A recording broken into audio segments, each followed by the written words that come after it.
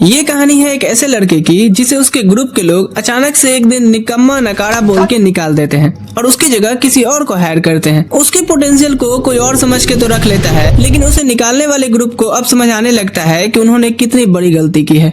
कहानी की शुरुआत ओढ़ुन से होती है, जो एक डंजन में खरगोश का शिकार कर रहा होता है। सबको मार देने के बाद लगता है हाथ पैर खोले काफी दिन हो गया है। तभी उसे गॉब्लिन्स का एक ग्रुप घेर लेता है, लेकिन वो खुद पर सपोर्ट मैजिक यूज करता है और सपोर्ट मैजिक का मतलब होता है स्टैट्स को इम्प्रूव करना। इससे वो गॉब्लिन्स को बहुत आसानी से खत्म कर देता है। लेकिन इसका ड्यूरेशन सिर्फ 3 मिनट का होता है और अगर बीच फाइट में टाइम का ध्यान नहीं रखा गया, ये हर इंसान की मैजिकल रेजिस्टेंस पर डिपेंड करता है, जो ओढ़ुन के केस में 3 मिनट की है। नॉर्मली जो लोग सपोर्ट मैजिक यूज करते हैं वो कभी तलवार चलाने का सोचते भी नहीं, क्यों एक्स्ट्रा काम करने हैं। लेकिन ओढ़ुन अलग है और हर बैटल में उसे टाइमिंग का पूरा हिसाब रखना पड़ता है ताकि उसके बफ्स हमेशा एक्टिव रहें। सब गॉब्लिन्स को मारने के बाद उसे वो पल याद आता है जब उसे हीरो पार्टी से निकाल दिया गया था, जबकि वो बचपन से उनके दोस्त और जिंदगी भर के साथी बनने का वादा किए थे। पर वादा तो छोड़ो, नहीं गाऊंगा। ग्रुप लीडर ओलिवर ने उससे ये कहा कि उसने उसे इतना टाइम सिर्फ इसलिए रखा क्योंकि वो उसका बचपन का दोस्त था, लेकिन अब वो इस ग्रुप के लेवल को मैच नहीं कर पा रहा, तो नूब बोल के ग्रुप से किक कर दिया। एनएल और डेरिक भी मजाक उड़ाते हुए ये बात कंफर्म करते हैं। वहीं ओढ़ुन बिल्कुल सीरियस होते हुए पूछता है कि क्या मुझ में स्किल की कमी है। ओढ़ुन को यकीन नहीं होता क्योंकि उसका बचपन का दोस्त जिसके साथ उसने वो ग्रुप बनाया था, अब ये टीम अचीवमेंट्स ला रही है और उसे अब निकाला जा रहा है। वो याद करता है कि कैसे सबने मिलकर साउथ के ग्रेट डंजन के फ्लोर 94 को कॉन्कर किया था, जहाँ तक कोई नहीं पहुँच पाया है, और ये कारनामा करने पे ही उन्हें हीरो पार्टी कहा जाने लगा। ओढ़ुन अपनी बात रखता है कि कमियां तो हर लोग में कुछ न कुछ होती है ना, लेकिन एक टीम तो स्ट्रेंथ और वीकनेसेस सब मैनेज करके चलती है। ओलिवर जवाब देता है कि पिछले महीने जब हम एक्सपेडिशन पे थे तब हमने एक ट्रू सपोर्ट मेज का पोटेंशियल देखा और समझ आया कि तुम बहुत पीछे रह जाते हो। ओढ़ुन कहता है कि ये ऑब्वियस है क्योंकि मेरी मेन पावर प्योर सपोर्टर नहीं बल्कि एक क्लास स्वॉर्डमैन भी तो है। लेकिन डेरिक उसे चुप करने को कहता है कि अगर उसने क्लास चेंज की है तो सिर्फ इसलिए क्योंकि उसकी तलवारबाजी ओलिवर से कमजोर है और ऊपर से अब वो एक लो क्लास सपोर्ट मेज भी बन गया है। ओढ़ुन कहता है कि उसने एन्चेंटर बनने का इसलिए डिसीजन लिया क्योंकि ग्रुप को जरूरत थी और वो सबसे कैपेबल था, इसलिए उसने वो रोल किया और अपनी कमियों को अपने स्किल्स से कवर किया। इसी वजह से वो लोग जिंदा रह पाए। लेकिन ओलिवर उसे बीच में ही रोक देता है कि जो किया वो भूल जाओ क्योंकि उन्होंने उसका रिप्लेसमेंट ढूंढ लिया है। ये सुनकर ओढ़ुन शॉक्ड हो जाता है और एनएल और भी ज्यादा जोर देती है ये कह करके कि अब वो अगर रहेगा तो सिर्फ एक बोझ बन करके। बेचारा ओढ़ुन समझ जाता है कि जिसने एक बार आपसे अलग होने का फैसला कर लिया है उससे फिर बहस करने का कोई फायदा नहीं। जख्मी ओढ़ुन पे जाते हुए एनएल फिर नमक भी छिड़कती है ये कह करके कि चाहे उसे थोड़ा थोड़ा सब कुछ आता हो, वो सिर्फ ए रैंक का ही है जो किसी को कुछ नहीं सिखा सकता, और ऐसे लोगों को जैक ऑफ ऑल ट्रेड्स कहते हैं, यानी जो हर चीजें सीखते हैं लेकिन कुछ भी मास्टर नहीं कर पाते। अब वापस डंजन में ओढ़ुन सोचता है कि उसके पास स्वॉर्ड्समैन और एन्चेंटर दोनों क्लासेस है, इसलिए वो दोनों को मिला करके खुद का एक नया स्टाइल डेवलप करेगा। वो तय कर लेता है कि वो दोबारा किसी को उसे जैक ऑफ ऑल ट्रेड्स कहने नहीं देगा। थोड़ी देर बाद जब वो टेलीपोर्ट कैसल पर फ्लो रजिस्टर करता है तो सोचता है कि आज के लिए इतना गुस्सा निकालना बहुत है। तभी एक एडवेंचरर्स का ग्रुप भागते हुए आता है और सेफ जोन में पहुंच करके वो लोग डिस्कस करते हैं कि वो इस तरह भाग नहीं सकते उस नई लड़की को अकेला छोड़ के। ओढ़ुन चुपचाप ध्यान से सुनता है। उनका लीडर अपने ग्रुप को बताता है कि उसने सही डिसीजन लिया, वरना उसके चक्कर में सब मारे जाते हैं। ऊपर से वो लड़की जो बस आज ही ग्रुप में ज्वाइन हुई है, इसलिए पुराने साथियों को ही प्रायोरिटी देना चाहिए। ओढ़ुन सोचता है कि उसे बीच में नहीं आना चाहिए क्योंकि वो लड़की बस अपने बुरे किस्मत से ऐसे लोगों से मिली, लेकिन उसने तो अभी अभी फील किया है कि जब अपना ग्रुप तुम्हें छोड़ दे तो कितना दर्द होता है। गुस्से में आकर के वो उन लोगों से कहता है कि तुम सबके सब लूजर और डरपोक हो जो लड़की को ना बचाने के सिर्फ बहाने बना रहे हो। उनमें से एक गुस्से में ओढ़ुन पर हमला करता है कि आया बड़ा सिखाने वाला, लेकिन ओढ़ुन उसे आसानी से जमीन पर गिरा देता है और बाकियों से पूछता है कि बताओ कहाँ छोड़ा तुमने उसे। उधर वो लड़की खुद पैनिक में होती है जब वो मॉन्स्टर से घिर जाती है।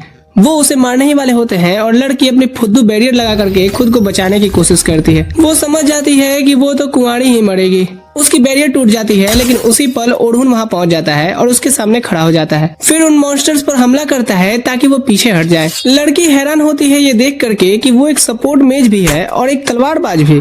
जब ओढ़ुन लड़ता है वो अपने स्पेल्स यूज करता है, अपनी एबिलिटीज बढ़ाता है और एक एक करके मॉन्स्टर्स को मार देता है। लड़की सोचती रह जाती है कि ये आदमी आखिरकार तलवारबाज है या एन्चेंटर। वो काफी कंफ्यूज्ड होती है।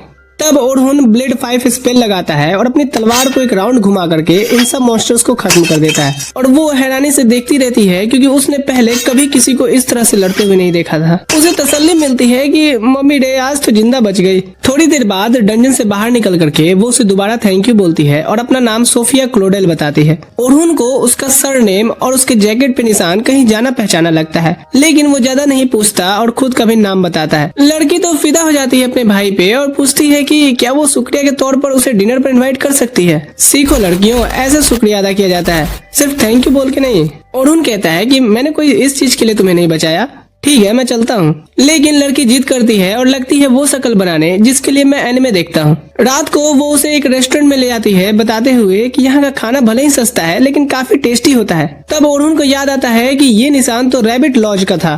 उसे समझ आता है तो ओ ये लड़की सिल्वर रैबिट की एक्सप्लोरर है जो नोइटेंट किंगडम के सबसे बड़े एक्सप्लोरर क्लैंस में से एक है और वो टॉप पोजीशन के लिए कॉम्पीट करते हैं जिसमें एक खास औरत भी है। उसी वक्त सोफिया अपनी बहन को देख करके हैरान होती है और पूछती है कि वो यहाँ क्या कर रही है। उसकी बहन जवाब देती है कि वो एक मीटिंग कर रही थी। वो पूछती है ये लड़का कौन है, अगर तुम्हारा बॉयफ्रेंड है तो अभी तुम्हारी उम्र नहीं हुई इन सब चीजों की। लेकिन ध्यान से देखने पर वो ओरहुन को पहचान लेती है। ओरहुन सेल्मा को ग्रीट करता है कि हाँ मैं ही हूँ। सोफिया और भी ज्यादा हैरान होती है कि वो उसकी बहन को किस तरह से जानता है। ओरहुन कहता है सिल्वर रैबिट के बेस्ट एस रैंक ग्रुप के लीडर को कौन नहीं जानता होगा, जो इस कॉन्टिनेंट की सबसे स्ट्रॉन्ग इंचेंटर भी है। वही थी जिसने इंचेंटर्स की इम्पोर्टेंस को समझा और पार्टी कंपोजिशन में भी इस चीज का कॉन्सेप्ट बनाया, जिससे अब डंजन में ग्रुप डिस्ट्रीब्यूशन काफी इम्प्रूव हुआ है। और सबसे बड़ी बात, इनकी स्किल्स देख करके ही मेरे पार्टी के लोगों ने मुझे ग्रुप से निकाल दिया। लेकिन ओरहुन समझ नहीं पाता कि वो अभी उसे नफरत भरी नजरों से क्यों देख रही है। सेल्मा तुरंत पूछती है कि वो उसकी प्यारी मासूम 14 साल की बहन को क्यों बहका रहा है। ओरहुन जल्दी से क्लियर करता है कि वो बस साथ डिनर करने आया है और वैसे भी उसे छोटी लड़कियां अट्रैक्ट नहीं करती। तब सोफिया बीच में आकर के कहती है कि दी वो उस आदमी से बदतमीजी ना करे जिसने उसकी जान बचाई है। सेल्मा गुस्सा हो जाती है जब उसे पता चलता है कि सोफिया अकेले डंजन में चली गई थी। ओरहुन समझ जाता है तो वो बिना क्लैन को बताए एक्सप्लोर करने आ गई थी। सेल्मा सोफिया को डांटती है कि अगर उसे मरने का इतना ही शौक है तो बोले वो उसका टेटुआ दबा देगी। फिर वो शांत होकर के ओरहुन को थैंक्स बोलती है और अपने रूड होने पे माफी मांगती है। खाना खाते वक्त सोफिया पूछती है कि आप दोनों पहले से एक दूसरे को कैसे जानते हो। सेल्मा बताती है कि पिछले महीने एक ज्वाइंट एक्सपेडिशन हुई थी जहाँ ओरहुन ने उसे काफी सपोर्ट दिया था और आप तो ऐसे बात करी हो जैसे आप इसे ऑब्जर्व करती थी। सेल्मा हैरान होते हुए कहती है तू फेमस ओरहुन को नहीं जानती, ये एक पॉपुलर हीरो पार्टी का मेंबर है। इस चीज से सोफिया शॉक्ड हो जाती है, लेकिन ओरहुन कहता है हाँ ठीक है, इतनी भी इज्जत देने की जरूरत नहीं है, वैसे भी मैं अब उस ग्रुप का हिस्सा नहीं हूँ। सेल्मा हैरान हो पूछती है कि क्या उसने ग्रुप छोड़ दिया। ओरहुन ग्रुप की इमेज खराब ना हो इसलिए कहता है कि हाँ वो कल ही अलग हुए हैं, उन्होंने एक पावरफुल मेंबर खो दिया। ओरहुन बोलता है कि बस कुछ बातें हुई और हम दोनों का ही डिसीजन था। वो तुरंत पूछती है तो क्या वो फ्री है। ओरहुन सोचता है कि शायद वो उसे अपनी पार्टी में रिक्रूट करना चाहती है, इसलिए कहता है कि नहीं अब मैं कोई क्लैन या ग्रुप ज्वाइन नहीं करना चाहता। सेल्मा उसे बताती है कि वो गलत समझ रहा है, उसके पास उसके लिए एक परफेक्ट काम है। वो चाहती है कि ओरहुन उसके साथ एक एक्सप्लोरेशन में चले जो उसका क्लैन 2 दिन बाद करेगा। जाहिर सी बात है वो उसे पेमेंट देगी और तुम्हें भी ये एक फील्ड ट्रेनिंग की तरह महसूस होगा। वो समझाती है कि कई ए रैंक और उससे ऊपर के वेटरन्स भी इस ग्रुप को लीड करेंगे और साउथ के ग्रेट डंजन के फ्लोर 51 तक जाएंगे। ओरहुन कहता है कि चाहे वो कितने भी टैलेंटेड हो, उस लेवल तक पहुंचने में 6 महीने से 1 साल लग सकता है और ये प्लान ही पागलपन है। सेल्मा जवाब देती है कि हो सकता है कि ये पागलपन हो, लेकिन अगर शॉर्टकट लिया जाए तो ये इम्पॉसिबल भी नहीं है। और सबसे बड़ी बात कि ये उनके स्पॉन्सर की डिमांड है। ओरहुन समझ जाता है कि सिल्वर रैबिट जैसे बड़े क्लैंस को भी ऑर्डर्स फॉलो करने पड़ते हैं, लेकिन वो पूछता है कि उन्होंने स्पॉन्सर्स को सीधा मना क्यों नहीं कर दिया। इतना रेकलेस काम करने के लिए तो कोई बड़ी वजह होनी चाहिए। वो जल्दी समझ जाता है कि न्यूबी लोग बॉसेस को ना भले मार पाए, लेकिन फिर भी वो आगे फ्लोर्स तक एक्सप्लोर कर पाएंगे और इस तरह पूरे क्लैन की कॉम्बाइंड पावर बढ़ेगी। सेल्मा हैरान हो जाती है कि इतनी कम इन्फॉर्मेशन में ही उसने यहाँ तक कैसे बात समझ लिया। वो तो काफी इंटेलिजेंट है। वो एक्सप्लेन करती है कि न्यूबी भले ही बॉसेस के सामने टिक नहीं पाएंगे, लेकिन वेटरन्स उनसे डील करेंगे, लेकिन उनके पार्टी में होने से ही हम फ्लोर को रजिस्टर तो कर पाएंगे और ग्रो करते रहेंगे। इसी वजह से वो चाहती है कि वो उनके साथ चले। ओरहुन कहता है कि ये तो सिल्वर रैबिट्स के लिए काफी इंपॉर्टेंट प्लान लगता है, इसीलिए उसे समझ नहीं आता कि वो किसी आउटसाइडर को क्यों साथ ले जाना चाहती है। तब वो अचानक उसका हाथ पकड़ कहती है कि वो उसकी काफी रिस्पेक्ट करती है। ये सुनकर ओरहुन शॉक्ड हो जाता है और सोचता है कि वो किस बेस पर ये बात कह रही है, क्योंकि उसे तो हीरो ग्रुप से उसकी स्किल की कमी के चलते ही निकाल दिया गया था और पिछले महीने हुए ज्वाइंट एक्सपेडिशन में उसकी मैजिक सपोर्ट भी सेल्मा से कम ही थी।